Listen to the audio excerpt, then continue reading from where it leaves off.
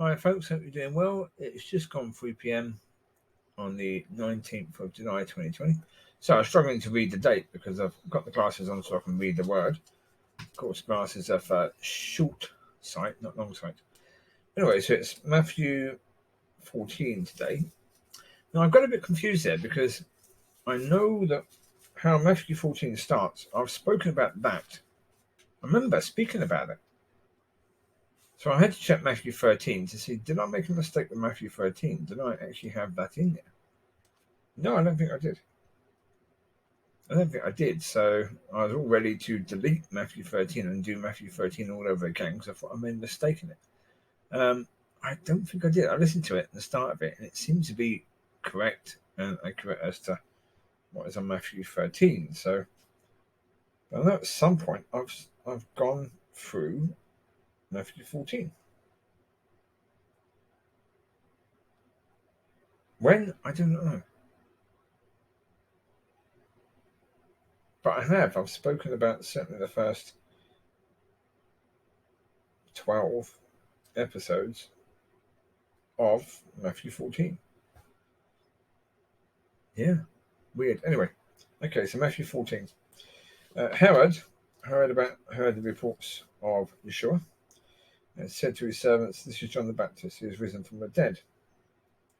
Therefore, these powers are at work in him." Well, no, John the Baptist hadn't risen from the dead at all. It wasn't him. Nope. Then it goes on to say that Herod had laid hold of John, bound him and put him in prison for the sake of his brother Philip's wife, because John had said to him, "It's not lawful for you to have her." Well, how Herod didn't understand that, I do not know. But okay. So yes, so it was this woman's daughter who basically demanded John's head be given on a platter.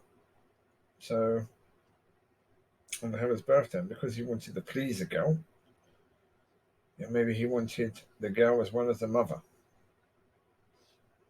Don't know. Yeah. Quite likely he was a powerful person. So yes, maybe. Well, I was walking with people last night, walking around with a dog, and we were talking about tradition. So I was talking to them about the tradition of in the UK that going back a few hundred years ago, the Lord of the Manor, so the equivalent to Herod, had the right to be the first one to mate with a new bride. So before the husband could join with his wife, the lord of the estate in the area had the right to do so. And nobody could say that he couldn't do that. If the husband refused, the husband could be killed for refusing. Now, maybe Herod was in a similar situation. Maybe he had that right. So, yeah, I don't know. Or maybe a similar right. Maybe he believed he had a similar right. As he was king of the area, then he had a right to any female that he saw. And we see it beforehand anyway. I mean, with David saw a beautiful woman, and after he had fallen out with his wife, or after his wife had basically said, "You're not allowed to dance and glorify God," and at that point, they never actually sat together after that. So David, being a man of needs, he saw a beautiful woman who was married and tried to get the husband killed so he could have the wife. So that's bad news, David. No, you can't do that. So, yeah, maybe that's the situation with kings. Anyhow, so John the Baptist was beheaded and his head was brought on a platter and given to the girl, and she brought it to her mother. Just imagine that. What sort of society would that be?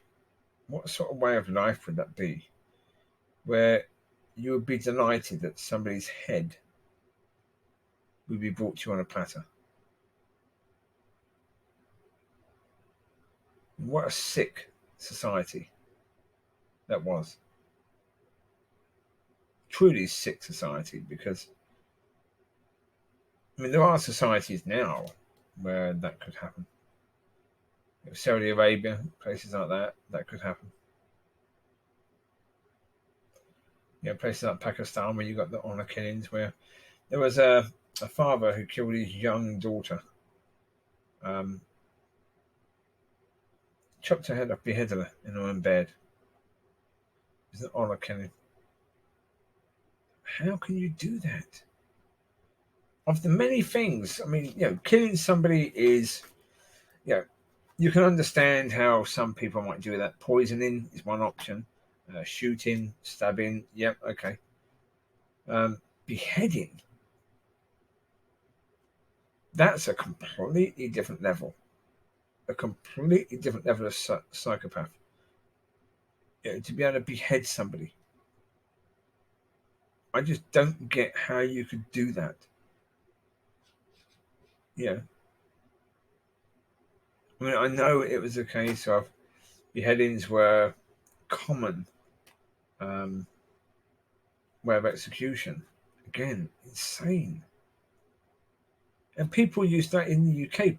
Crowds used to come and watch the executions, the hangings or beheadings. People used to come and watch it. Mary Queen of Scots was beheaded. People came to watch this woman have her head cut off.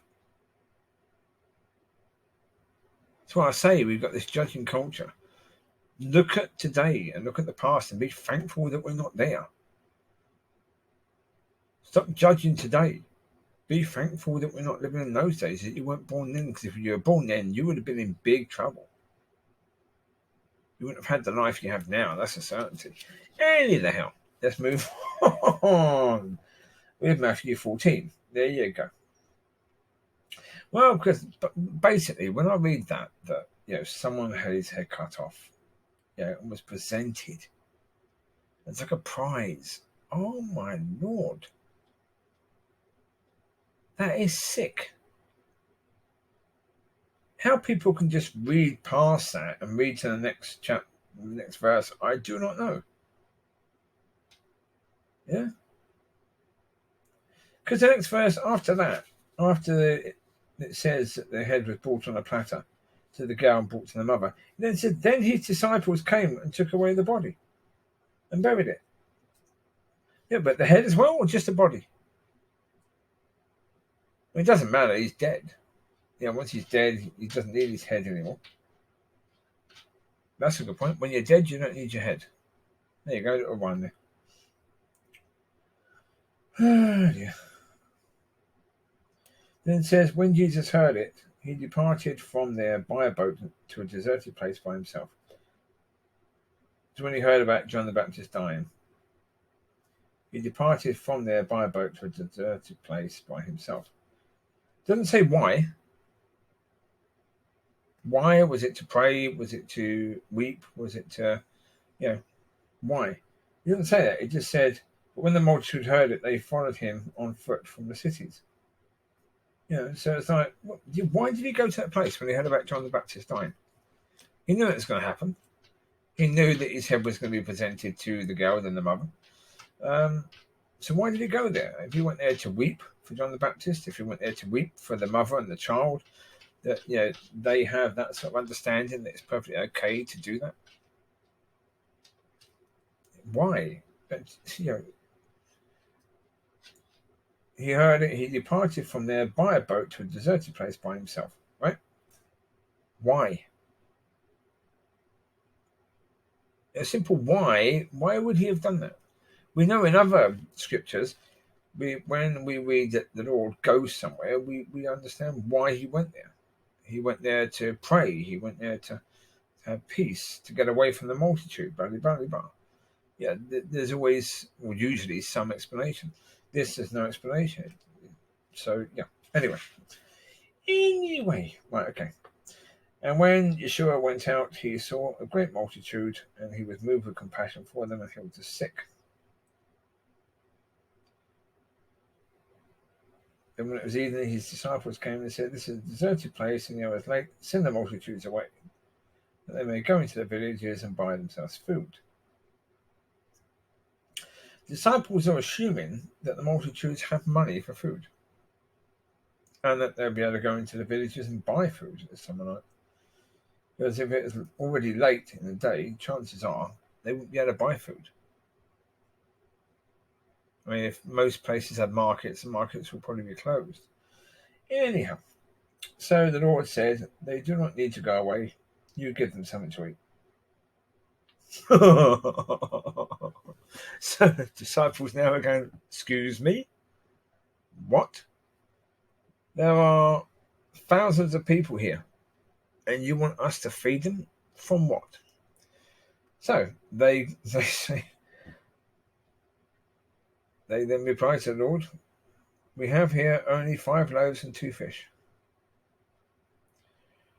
The Lord said, okay, bring them here to me.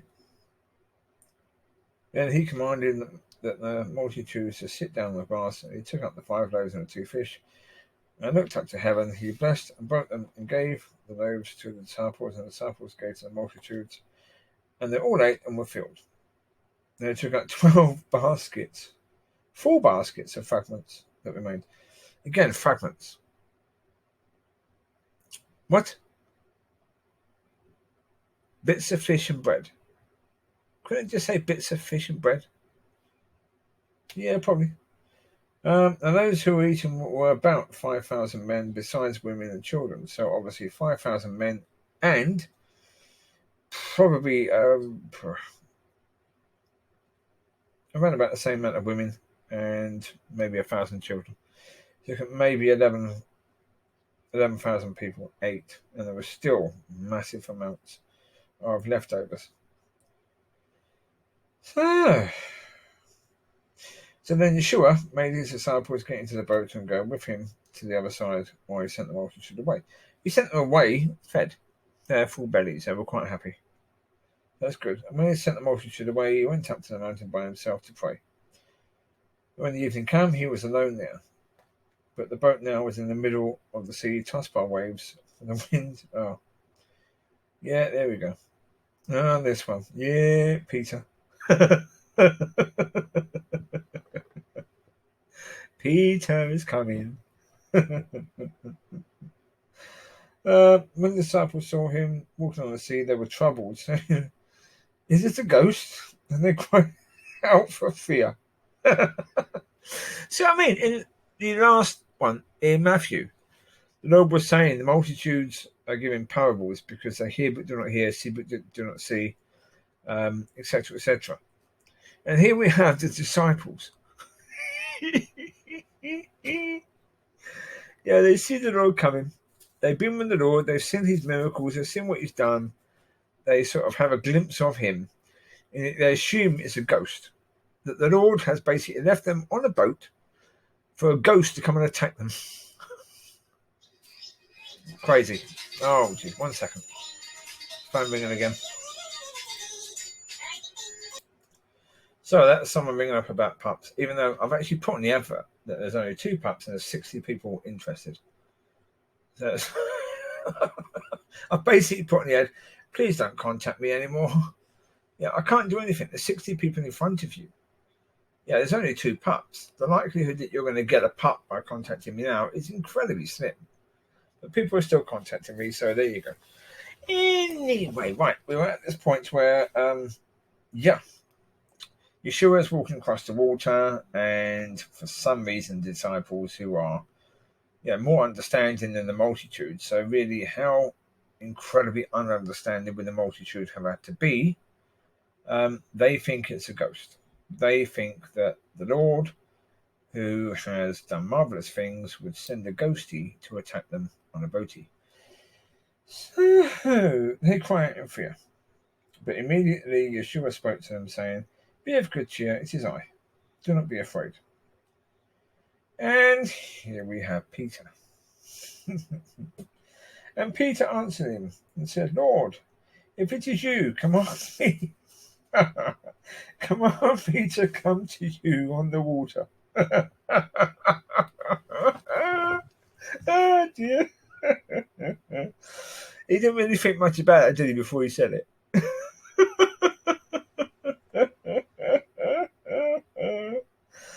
Anyway, so the Lord said, "Come." When Peter had come down out of the boat, he walked on the water to go to Yeshua. But then he looked down.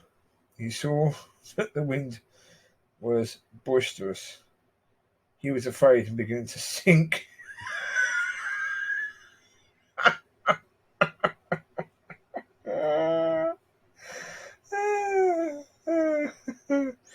So he cried out, saying, "Lord, save me." And immediately Yeshua stretched out his hand and got him. But that's Peter, isn't it? Really, that's Peter. There you go. As soon as you knew that, okay, we've got Peter. Yeah. So the Lord said, "Oh, you have little faith. Why did you doubt?" I mean, you're walking on the water, right? You're actually walking on the water. So therefore, you see the wind is a bit boisterous, but you're already walking on the blinking water. Already. What are you afraid of? You didn't drown when you first took your first few steps, did you?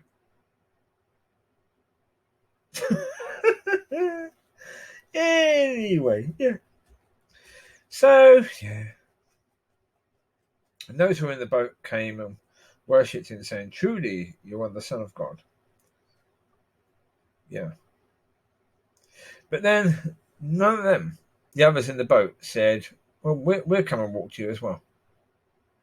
Yeah, you are the Son of God, and we know that because you are the Son of God, you won't let us drown, so we're all going to come and walk to you." It's only when he got in the boat after saving Peter that it said, "Truly, you are the Son of God." See, but this is what I was saying about the multitude. Before this point, the disciples clearly didn't really understand. That's why they're now saying, "Truly, you are the Son of God." Right? So now they understand. So why was the Lord giving the multitude such a hard time? He was seriously favouring the disciples, which is like, okay, they're his boys, I suppose. As he's 12, yeah, the multitude are just sort of coming along to get whatever they can. I suppose that's the case, yeah.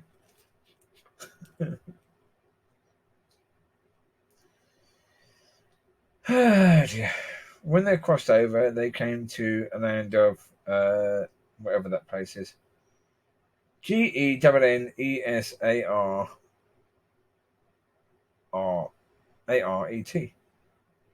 You want to try pronouncing it? You go for it. I'm not even going to try. And when the men of that place recognized him, they sent out into all the surrounding, all the sick people. And yeah, they begged him to help them. So he did. People touched his garments and they were healed. Fantastic. There we go. But yeah. Yeah, I was getting a bit excited when the Peter bit because I'd had this playing when I was in the car at one point and it gone way on from, I think I started with 12, it went way on. And it's really not until a bit later that you get a wonderful, wonderful bit of Peter in 16. Matthew 16. So we're coming up to that. That should just be called, it's in the New King James, it's called Peter's Confession of Faith. It should just be called Peter. Not Peter's Confession of Faith, because that's only part of it. You also get the latter part of Peter on verse 23 and what the Lord says to him there. So 16 should just be called Peter, but we'll get to 16 soon enough. This is 14 that we just done. Yeah. There was a lot in there. As I say, all this point about the violence and the heads being presented on platters. Yuck. Yuck. That's all I can say about that. Right, you take care. God bless, and I will speak to you soon. Bye-bye.